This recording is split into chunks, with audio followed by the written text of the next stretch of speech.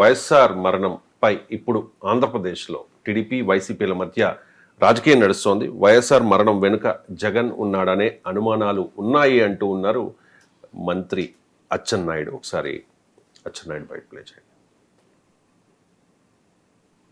మొన్నటి వరకు బొత్స సత్యబాబు గారు చెప్పిన, లేకపోతే XY మాట్లాడినా, మాకు అనుమానాలున్నా మేమెప్పుడూ అనుకోలేదు.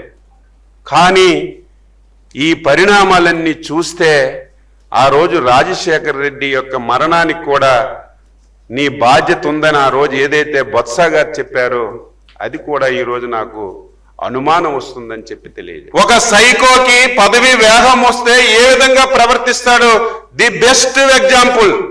ఆయనకు కావలసింది పదవే. రాష్ట్రం ఎలాగున్నా పర్వాలేదు, ప్రజలు రైట్. ఈ విషయం బొత్సాకి తెలుసు అని అచ్చెన్నాయుడు అనడంపై తెలుసు కాదు, బొత్స అన్నాడు అని.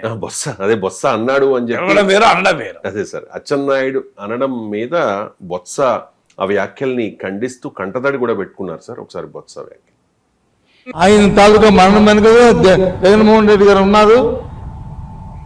ఆ విషయం వచ్చి నేనే ప్రత్యక్షంగా బొత్స సత్యబాబు గారే నాకు చెప్పారని చెప్పి పనికి మాటలు పనికి రాదు. ఏంటిది?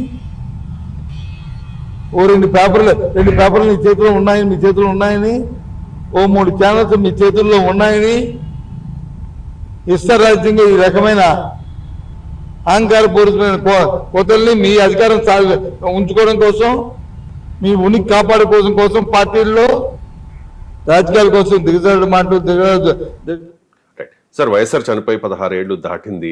ఇప్పుడు ఎందుకు సార్ వైఎస్ఆర్ మరణం మీద తెలుగుదేశం పార్టీ ఈ వ్యాఖ్యలు చేస్తుంది? ఐ మీన్ అచ్చెన్నాయుడు వ్యాఖ్యలు చేస్తుంది. టీడీపీ స్కెచ్ చేయండి సార్. అంటే ఒక పొలిటికల్ వ్యాఖ్యలు చేసేటప్పుడు పవర్లో ఉన్నారని మర్చిపోవద్దు. మీకు అధికారం ఉంది కదా. 2000 రాజశేఖర రెడ్డి మరణానంతరం కూడా మీరు పవర్లో ఉన్నారు. 2014 to 19 పవర్లో ఉన్నారు.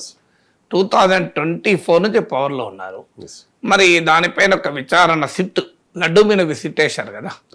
లడ్డూ పైన సిట్ వేశారు, మద్యం పైన సిట్ వేశారు, రాజశేఖర రెడ్డి మరణంపై కూడా సిట్ వేయాల్సి ఉండే కదా. మీకు నిజంగానే అనుమానాలు ఉండి మీరు నమ్మితే ఇప్పటికైనా వేస్తున్నారా? పరిపోండి. ఇప్పుడు ఇదొక ఆరోపణ చేసి శ్రీశైలం లడ్డూలో కల్తీ జరిగిందని చంద్రబాబు నాయుడు అన్నారు. ఇప్పటివరకు ఏం లేదు, FIR లేదు, ఏం లేదు. శ్రీశైలం లడ్డూలో కల్తీ ఉన్నదని చంద్రబాబు నాయుడు అన్నది మనం బయటలో కూడా చూసాం కదా. మరి ఇప్పటివరకు ఎందుకు విచారణ జరపడం లేదు? ఎందుకు సిట్ వేయడం లేదు? ఇదైతే రాజశేఖర రెడ్డి మరణం అనేది చాలా పెద్ద ఇష్యూ కదా. మరి మీరు విచారణ జరిపించండి. ఏ విచారణ లేకుండా ఒక మంత్రి పదవిలో ఉన్న వ్యక్తి ఒక తండ్రిని కొడుకు చంపించాడు అనే ఆరోపణ చేస్తే సో దానికి ఏమైనా రాజకీయంగా ఉంటుందా? మీకు న్యాయంగా ఉంటుందా? ఇది వీళ్ళనే కాదు. ఇప్పుడు మేము ఆ రోజుల్లో మీకు వివేక హత్య సమయంలో చంద్రబాబు నాయుడు, లోకేష్లు ఉన్నారు. నారావారి రక్తాసుర చరిత్ర ఏదో రాశారు, నారాసుర రక్త చరిత్ర అని రాసినప్పుడు నేను అప్పుడు కూడా ఖండించాను. అన్ఫార్చునేట్లీ ఏంటంటే ఈ పొలిటికల్ పార్టీలకు అన్ని సందర్భాల్లో వాళ్ళకు అనుకూలంగా మాట్లాడాలంటారు. నేను ఆ రోజు కూడా ఈ జగన్మోహన్ రెడ్డి ఈ మాట అన్నప్పుడు సాక్షిలో బ్యానర్ హెడ్లైన్తో వచ్చినప్పుడు ఆ రోజు కూడా ఇది తప్పన్నాను.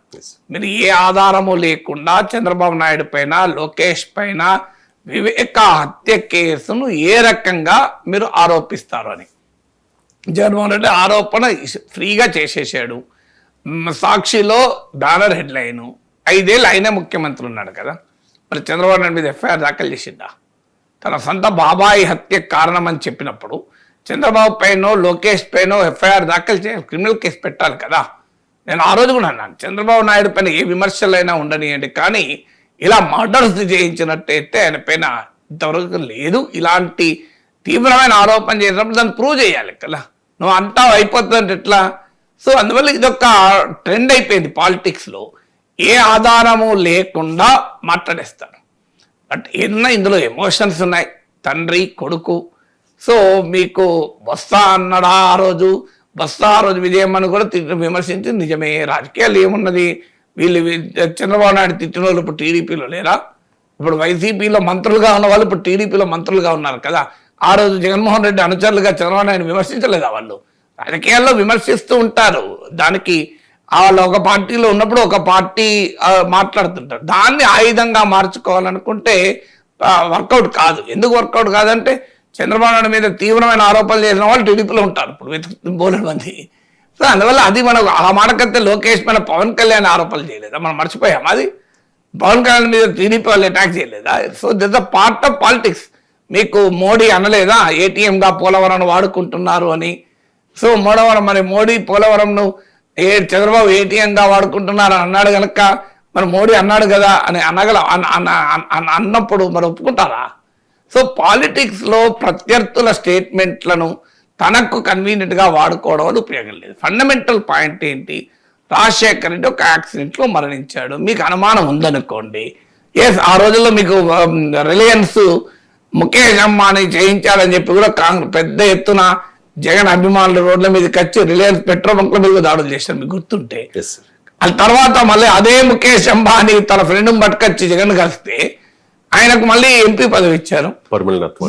సో అందువల్ల దిస్ ఈజ్ ఎవరు చేసినా, అది చంద్రబాబు చేసినా, జగన్ చేసినా, టీడీపీ చేసినా, వైసీపీ చేసినా, ఒక మరణం వెనక, అది కూడా తండ్రి మరణం వెనక కొడుకున్నాడని, లేదు సంబంధం లేకుండా చంద్రబాబు నాయుడు హత్య చేయించాడని ఇలా వ్యాఖ్యలు చేసుకోవడం అనేది పాలిటిక్స్ లో డిరైల్ చేయడం, అంటే పబ్లిక్ డిస్కోర్స్ ను డిరైల్ చేయడం, అంటే సీరియస్ పబ్లిక్ ఇష్యూస్ పైన, ప్రజా సమస్యల పైన కాకుండా చర్చను ఏదో ఒక ఎమోషనల్ ఇష్యూ చుట్టూ తిప్పాలి.